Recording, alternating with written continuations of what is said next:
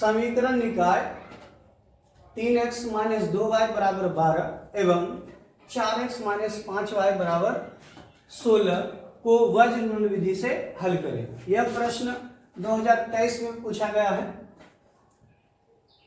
तो आइए हम लोग वज्रगुणन विधि से दो चरों वाले रैखिक समीकरण को हल करते हैं, यानी दो चर का मान ज्ञात करते हैं x तथा y का।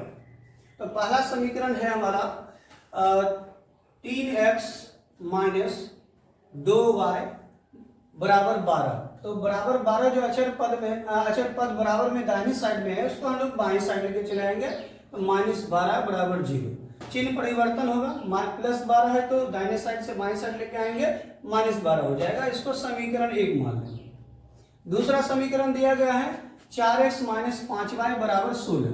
तो 16 अचर पद दाहिने साइड में है, उसको हम लोग बाईं साइड लेके चले आएंगे, यानी 4x - 5y माइनस हो जाएगा कितना 16। अब बराबर में क्या बचेगा 0, यानी पहले समीकरण को हम लोग सरल कर देंगे। अब वज्रगुणन विधि के लिए हम लोग क्या करेंगे, a1 b1 c1 का मान ज्ञात करेंगे, फिर a2 b2 c2 का मान ज्ञात करेंगे। तो पहले समीकरण से पहला जो समीकरण है उस समीकरण से a1 b1 c1 का मान निकालते हैं। a1 का मान होता है पहले समीकरण में a1 का मान x का गुणांक, और b1 का मान होता है y का गुणांक -2, और फिर c1 का मान होता है अचर पद -12। अब दूसरे समीकरण से हम लोग a2 का मान ज्ञात करेंगे। तो a2 क्या है, तो अचर x का गुणांक है 4। फिर b2 का मान ज्ञात करेंगे दूसरे समीकरण से, तो y का गुणांक -5, और फिर c2 का मान ज्ञात करेंगे अचर पद -16, यानी a1 b1 और a2 b2 और c2 का मान ज्ञात कर लिया। अब क्या करते हैं हम लोग, वज्रगुणन विधि से इसको हल करते हैं। वज्रगुणन विधि से वज्रगुणन विधि से हल करते हैं। तो वज्रगुणन विधि का सूत्र क्या है, आप लोग को पढ़ाए थे, x बटे b1 c2 minus b2 c1।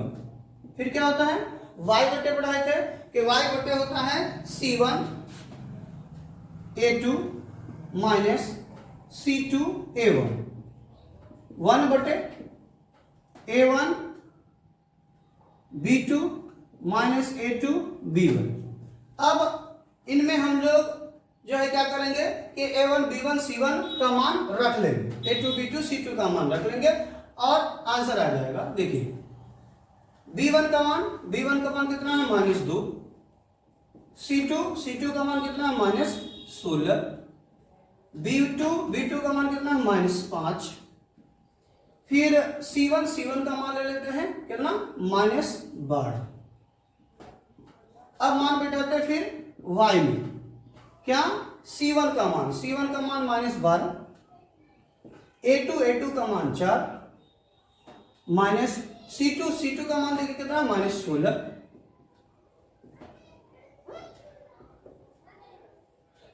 और a1 का मान कितना है 3।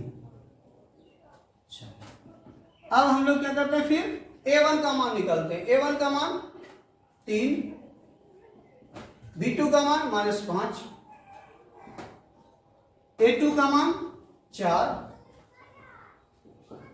b1 का मान -2। अब इनको हम लोग क्या करते हैं, गुणा करते हैं। x बटे माइनस गुना माइनस प्लस 16 दूना 32, फिर माइनस यहां पर देखिए माइनस गुना माइनस प्लस, प्लस गुना माइनस माइनस, 12 पंचे 60 बराबर माइनस गुना प्लस माइनस, 12 चौके 48, फिर माइनस गुना माइनस प्लस, प्लस गुना माइनस माइनस, फिर माइनस गुना माइनस प्लस, 16 दिया 48, 1 बटा प्लस गुना माइनस माइनस, 5 तिहाई 15, माइनस गुना माइनस प्लस, 4 दूना 8, माइनस गुना माइनस प्लस 4 दूनी 8। अब क्या करेंगे कि इनको घटाएंगे, x बटे 32 में -60 को घटाएंगे तो माइनस बचेगा 28, अब यहाँ पर y बटे बराबर y बटे 48 में 48 घटा लेंगे तो 0 बराबर। अब 1 बटे -15 में 8 घटाएंगे प्लस 8 तो -7 बचे। अब इनको समीकरण 1 मान लेंगे हम लोग, इसको समीकरण A और इसको समीकरण B और इसको समीकरण क्या मानेंगे C। अब हम लोग चलेंगे समीकरण, पहले A से C चलेंगे फिर B से C चलेंगे। तो समीकरण A से C चलते हैं। तो A में है x बटे -28 और C में है 1 बटे -7, क्रॉस कर लेंगे तो -7x बराबर -28, 7 से घटा देंगे 7 चौके 28। अब चलेंगे समीकरण B से C।